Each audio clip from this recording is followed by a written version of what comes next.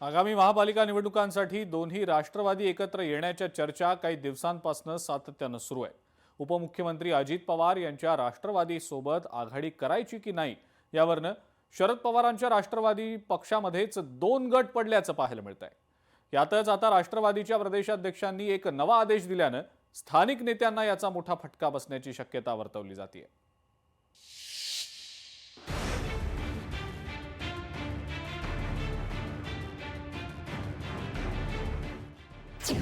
दोन्ही राष्ट्रवादीच्या नेत्यांना हवाय समेट।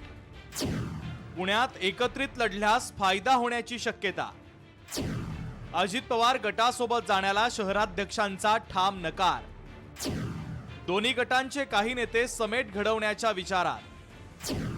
शरद पवार गटाच्या शहराध्यक्षांचा निर्वाणीचा इशारा। दोन्ही राष्ट्रवादी एकत्र येण्यासंदर्भात राष्ट्रवादी काँग्रेसमध्येच दोन गट पडल्याचं दिसून येत आहे। शरद पवारांच्या राष्ट्रवादीचे शहराध्यक्ष प्रशांत जगताप यांनी अजित पवारांसोबत युती नको असं म्हणत राजकारण सोडण्याचा इशारा दिला। तर काही नेत्यांचं म्हणणं आहे की अजित पवारांसोबत लढलं पाहिजे।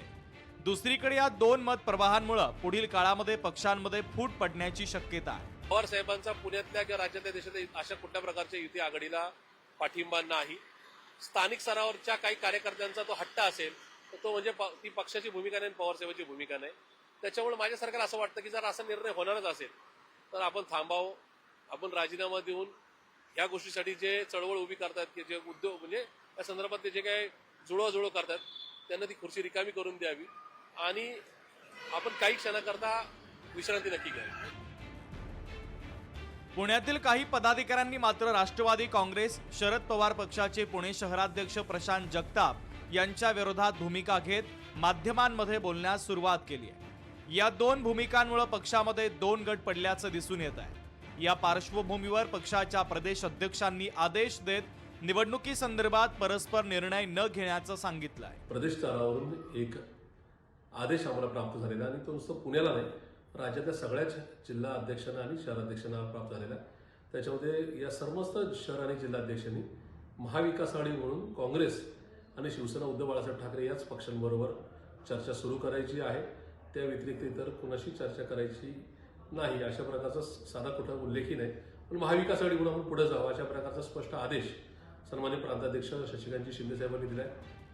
राज्यातील महानगरपालिकांच्या निवडणुकीची घोषणा येत्या काही दिवसात होण्याची शक्यता आहे। या पार्श्वभूमीवर सर्वत्र युती आणि आघाडीच्या चर्चांना वेग आलेला आहे। राज्यातील प्रत्येक शहर आणि जिल्ह्यातील कार्यकारिणीनं निवडणुकीसाठी महाविकास आघाडी म्हणून लढण्यासाठी मित्र पक्षांसोबत चर्चा सुरू करावी असे आदेश प्रदेश अध्यक्ष शशिकांत शिंदे यांनी दिले। सर्व शहर जिल्हाध्यक्षांनी जागा वाटप आणि उमेदवार निवडी संदर्भात आपल्या पक्षाच्या नेत्यांसोबत चर्चा करून सुस्पष्ट अहवालासह माझ्याबरोबर चर्चा करावी असे आदेशच शशिकांत शिंदेंनी दिले। पुण्यामध्ये गेल्या निवडणुकीत राष्ट्रवादी काँग्रेस पक्ष क्रमांक 2चा होता। पक्षाची ताकद मोठी होती। आगामी निवडणूक महाविकास आघाडीसोबत की राष्ट्रवादी सोबत लढायची याबाबत शरद पवारांनी अद्यापपर्यंत कोणताही निर्णय दिलेला नाहीये।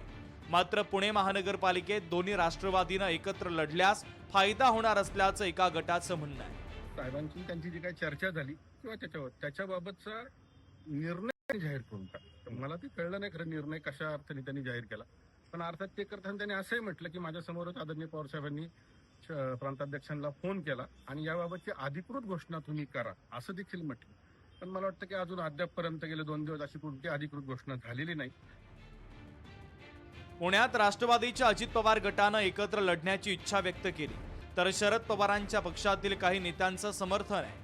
मात्र शहराध्यक्ष हट्टामुळे सध्या या चर्चांना स्पीड ब्रेकर लागलाय। ऐन निवडणुकीच्या तोंडावर पक्षामध्ये फूट पडू नये यासाठी प्रदेश अध्यक्ष यांनी काढलेल्या आदेशाचं पालन होतंय का हे पाहणं महत्त्वाचं असेल। अमोल धर्माधिकारी, लोकशाही मराठी, पुणे। लोकशाही मराठी ऐका, पहा, जागरूक रहा।